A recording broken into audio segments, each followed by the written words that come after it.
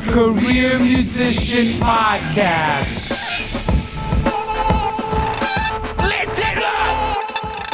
Listen up! Give it to me.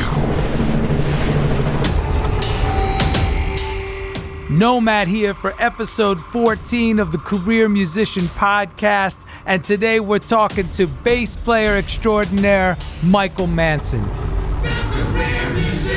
You're listening to the Career Musician Podcast. And now for your host, music director of the stars, Nomad.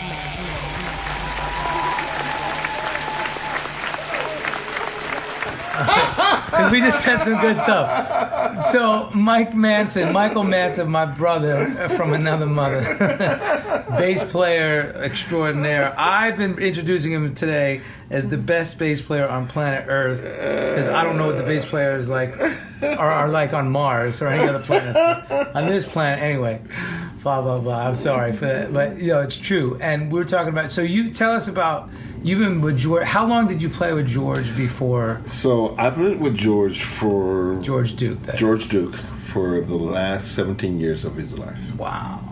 So I met George when I first met Kirk in 1997. Wow, okay. With the Gospel According to Jazz, Chapter 1. That's right, because you were on that. That's right. And that's when I met Nashville. you. That's down in Nashville. In Nashville, Tennessee. Mm-hmm. That band was you, Paul Jackson, Kirk. Right. Who was on drums? Was it Sean McCurley? No, it wasn't. It was J.D. Blair. J.D. Blair! And George on keys. Was there an auxiliary keys? I don't remember. I don't think so. Yeah. I don't think so. Wow. No. Oh, I'm sorry.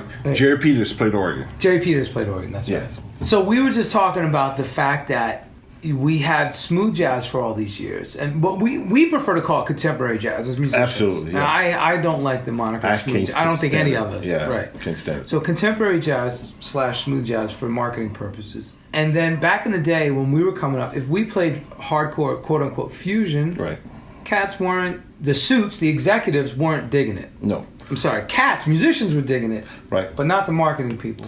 And certainly not the radio people. And not the radio people. And that's what you needed. Right. That's how the smooth jazz, quote unquote, evolved. Absolutely. Because we needed radio to get the mechanical and performance royalties. Correct. So, but now we're sitting here talking about Snarky Puppy, Robert Glasper, all these fusion jam band-esque kind of people. And they have obliterated the need for the middleman suit Absolutely. guy. Yep. Right? They bypassed it. Bypassed it, totally. And we're talking their platform is social, YouTube and Instagram. Correct. But if you and I would have done that years ago, it wouldn't have went over. No. So what the heck? Is it because of the technological advancement, do you think? Everything has to do with social media now. It's like all music. I mean, even all your music sales, I'm sure you know this, all your music sales are not going to come from... Radio is nothing but another marketing tool it's one of many. It's not the be all end all anymore. Like it used to be. Terrestrial radio. Absolutely. Or even internet radio. But now there's internet and satellite. It's all about social media platforming now. Yeah. How much of that is involved in your marketing as a contemporary jazz artist? So, to the point where I have to hire somebody to do it. And are you hiring this person on a monthly, quarterly, weekly? Hire monthly. Well, or per gig basis? No. So 3 months. I usually do a campaign of 3 months. And then after the 3 months, I'll take it over and do what I can with it. For the release of a new single or a new album? I hire a social media person. To get the buzz going? Absolutely, positively. And have you seen a good ROI on that? I have. I have. You Okay. know, and I don't know I don't see everything in financial dollars. Okay. You know, I see the ROI as some dollars, but but the marketing that happens will outlast the dollars. In that, gotcha. You know, that it will pay off. Your imaging will pay off. If not now, it will pay off later.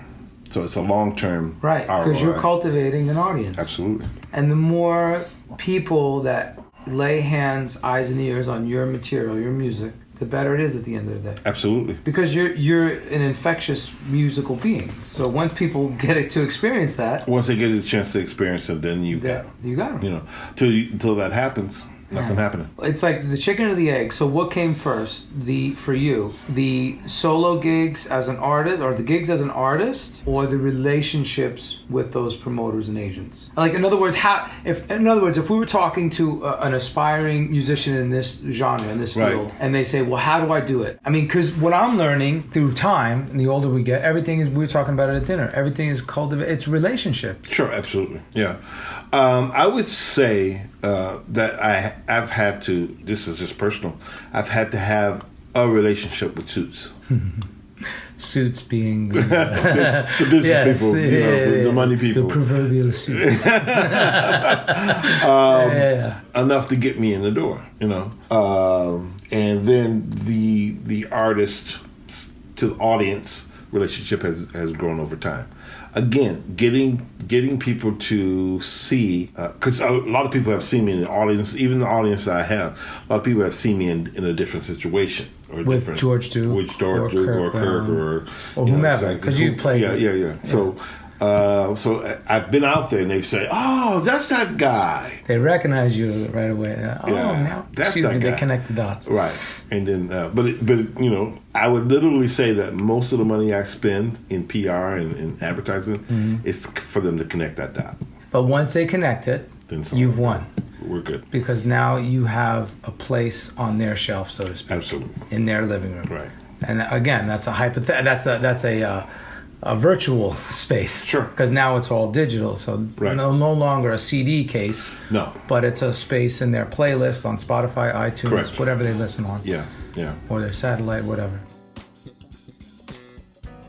Michael is laying down the truth here. From social media to radio marketing campaigns and all the cats that he's played with, this man is a wealth of knowledge. If you like George Duke, Jeff Lorber, Larry Carlton, Kirk Whalum, David Sanborn, just to name a few, then you've heard Michael play before, because he's played with all of those artists and many more. But look, the main point of this episode is moving from sideman to center stage. And that's exactly what Michael did. So take note and listen to how he runs his business and day-to-day operations.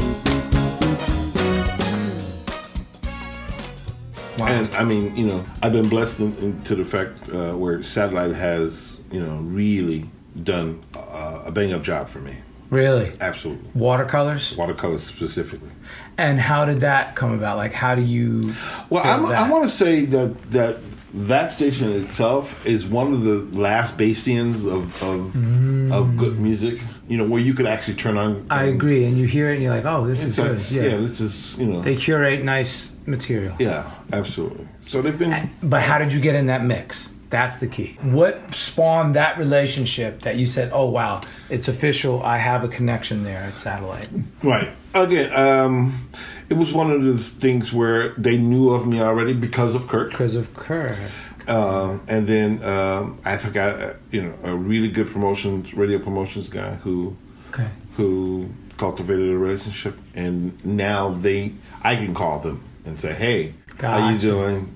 Are you playing a new record? How much you playing a new record? You call them directly now. I can call. Well, I can. You can if you want. Just a follow-up. Yeah, but no, I still, I've got good radio people. And how did you acquire that radio promotion relationship?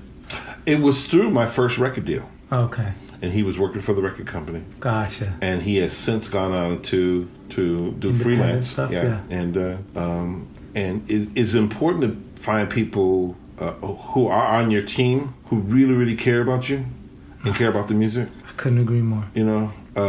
It's not just another gig, as it were. So this guy really works hard, and he works hard for me because he cares. He cares about the music. And rest assured, if there was something that I came out with and he didn't feel it, he'd be like, man, you know what, man, we should, can we choose something else? So in that sense, it's good. You're governing yourself just like a record label was. Mm-hmm. So a record label is not going to tell you, we'll just go in and record one song, Mikey, and we'll promote it. No, that's why you do 10. Right. Because out of the 10, hopefully you get 2, 3, 4 good ones. Absolutely. So your radio guy is acting in that manner of the A&R, and you guys, and your you're objective enough. You stand back. Right? Because, you have to have somebody, another set of ears that says, okay, right, hey, I know the market. This is probably going to fly, or this is probably not going to fly. Subscribe to the Career Musician Podcast on iTunes. With the advent of information and the technology age, yes, it has become so easy to self-promote, self-market, and basically be a DIY artist all the way around. However, let us not forget that we must learn to run our show like a business. When I say show, I mean the whole kit and caboodle, folks. So we're talking about not just writing, producing, creating, recording the music, but now we're talking about building radio campaigns, social media campaigns, marketing campaigns in various media outlets, but also having your team of people that you trust around you and who really believe in you so that they can give you honest feedback about your songs, your tone, your sound, your projections, and where you're headed as an artist overall. Let's be honest, this is really hard. It takes time to find these people that you can trust and count on. And it takes time to develop all the different aspects of basically what a record label has. But I truly believe that we can do it. And look, don't take my word for it. Just look at YouTube, look at Instagram, look at all the live concerts around you. There's tons of artists out there doing it every day. And you can too.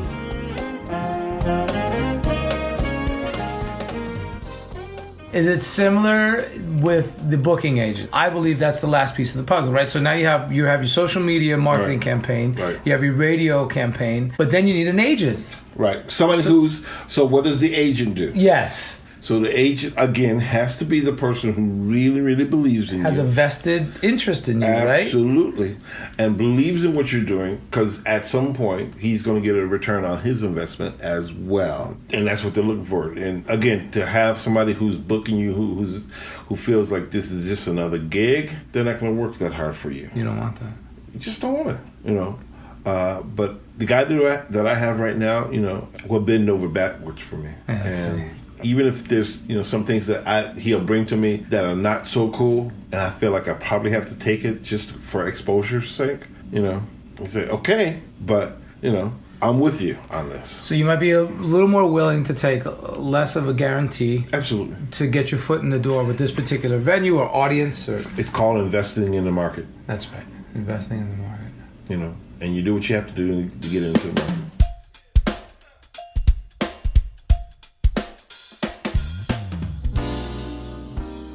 I know. Everything you do is so dope. Everything you write, everything you play, everything you compose, produce is freaking amazing. I get it. Sometimes we all think and feel like that, and what we create is very dear and near to our hearts most often.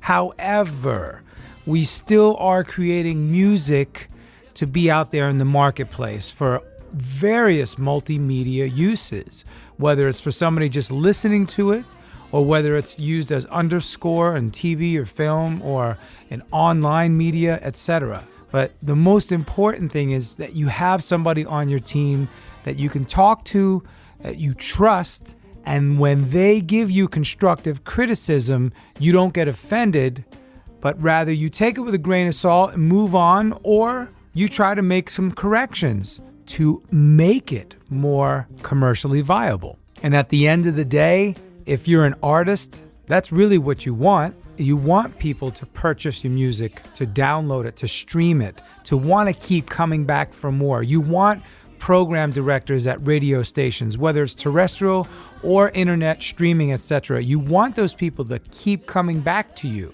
Bloggers and playlist curators, you want them to keep seeking your sound. So what Michael's saying here is pretty paramount in my opinion, and I think we could all learn something from this aspect. Learning the secrets of the industry from the veterans who know it best. Be sure to subscribe to the Career Musician Podcast. All right, question. On your daily routine, if you split up your day in a pie formation, right? Sure. So how much is personal and family, how much is music business related, and how much is actually being creative and getting your hands on your instrument or creating a track? Out of those three things. So you have your personal, family, your business stuff, and then your music stuff. On a daily basis, what does that look like for you? I don't know if I could scale it down because each day is so different. Different, right? Yeah. Like on a Monday morning where everything is kind of silent, I could spend, 4, maybe 5 hours being creative on my instrument, practicing, getting my technique down. On a Wednesday, I can't spend any. When the week's picking up and everybody's returning phone calls and emails. Right. But, so it depends on the day, Right. Family time is usually on the weekends, Right. The Sunday family time is extremely important. Right, you need that. But yeah, it just changes day to day, honestly. I don't know if there's this, and I guess I'm a typical musician in that my schedule is not so regimented. It's fluctuating, right? That's what I'm finding. Yeah. Because more and more I try to say, okay, from this time to this time I'm going to do this and this. And every time I try to put a schedule, implement a schedule like that, it never works. It never works, man. Isn't that a trip? And I've been playing, I mean, years. we've been doing this for a long time. Man. And you may be able to pull it off for a week or two, maybe. And it's like after that, man, no. And then let's talk about inspiration. Sure. Because inspiration can hit at 2 a.m. Absolutely. Or 10 a.m. Absolutely. Or 2 p.m. You never know what's going to hit. Absolutely. I was in, just a couple weeks ago, I was just, got up at about 2 o'clock in the morning, man. I couldn't go back to sleep, and I got inspired to write a tune. And you did this. And it was like, okay. So I sat in bed, or got up just outside of the bed, and wrote a tune out. And it was like... How about those times when you get up at 2, 3, or 4 a.m., and then you can't go back to sleep, and then you're up all day? Right? Those are the trippy days. Absolutely. Well, I just came off a tour, and that's kind of, I mean, I did an Asian tour all of October. Nice. With? Jeff Lober. Oh, beautiful. Fusion. Beautiful. And so... I think I saw some pictures on that. Yes, I did. And so it was cool. But, man, I mean, at this point now, I still get up at 2 or 3 o'clock in the morning. You can't get your schedule. I can't get my schedule right. Wow. And I've been home for a week and a half now. Wow. What countries? Japan? We did Japan. We did China. Nice. And we did Australia. Nice. As touring musicians, we get it. Man, we're in a different time zone every other day, it seems like sometimes, especially when you're doing world stuff. So one of the things that I try to adhere to when I'm traveling, even domestically, but especially overseas, is whenever I land and I get settled in the hotel, I drop my bags, throw on some workout clothes, and immediately do some kind of workout, and preferably something with cardio. So I might hit the treadmill, and honestly, I like to do a minimum of 30 minutes, preferably an hour. So it's the treadmill, the bicycle, or if I'm in an environment that's familiar and, safe, and I don't have to worry about getting lost or not knowing where I'm at, I will go out for a run. And that's even cooler because now you're in a different city or different state, especially in a different country, that's really stimulating and fun. So I like to do that as soon as I land. Get to the hotel, get situated, bam, I'm off to some kind of a workout. That usually helps me get acclimated, and then I try to get on a sleeping pattern that helps me to assimilate to that schedule, so when I have to perform, I'm not literally falling asleep on stage. What's the name of the new album? Straight Up. Straight Up. Michael Manson. Yep. All your social media handles? Twitter's at Michael Manson. Yep. Facebook, Mike Manson. Mike Manson. Instagram, Mike Manson 5. Gotcha. We're gonna have to do a whole nother interview to talk about your training and how you came up and all that. Yeah. I love you, Mike Manson. I love you too, brother. You don't know how much, man. You bad mother. Shut your mouth. Make your voice heard. Leave a review and subscribe at the Career Musician Podcast. And I just want to say, speaking of Michael, he is an amazingly humble dude and a gentle spirit, but so immensely talented. I've worked with him for 8 years in the Kirk Whalum band, and we just had the time of our lives. I learned so much from him. His technique is impeccable, yet he still plays with so much passion and soul, and he's just a spirited person. As you can tell, he's always smiling, always laughing, just a great person to be around, so positive, and he has endured so many life struggles. I know from a personal aspect because I do know him so well. But you know what? He still lets his light shine. And I know that might sound a little cheesy, but it's the truth. This man eats, lives, breathes, sleeps the gospel that he believes in, which is Christianity.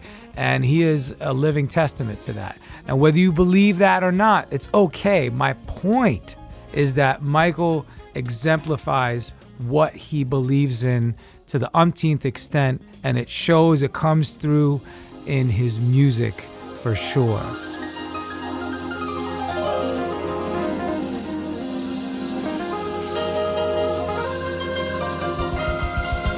So we're gonna get this party started. Let's get it started right. Here we go. 1, 2.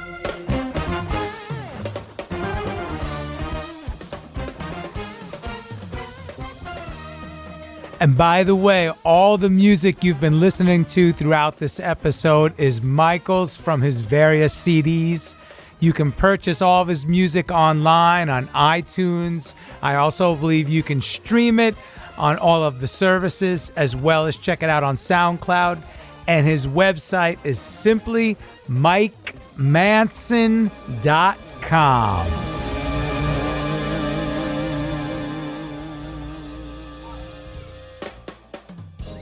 I think it's really important that I mention Michael is the founder and president and head of all faculties over at the Musical Arts Institute in Chicago. And let me tell you, they are giving back to the community.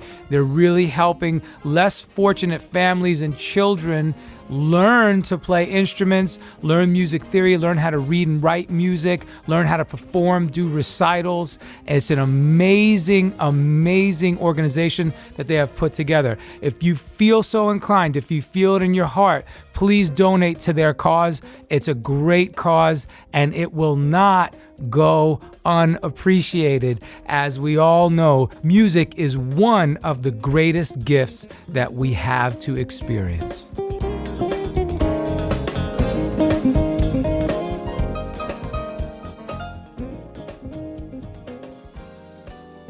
All right, we're going to wrap it up. That's another episode of the Career Musician Podcast. Please do me a favor, whatever platform you're listening on, please leave a review and subscribe so we can gain more listeners and get more visibility out there, because I truly believe these positive messages need to be heard by all of the musicians out there, especially the aspiring professional career musicians and even the hobbyists or just fans of music. Why not? And once again, thank you so much. We are on all the socials, Instagram, Facebook, Twitter. It's just simply at The Career Musician. So the little @ sign and then The Career Musician. You can use Instagram and Facebook just as a little glimpse, but if you really want to check out the episodes, dive into your podcast platforms, and there you have it. Of course, you can always hashtag Career Musician. I typically use that hashtag in all of my posts so you can find everything that I'm doing.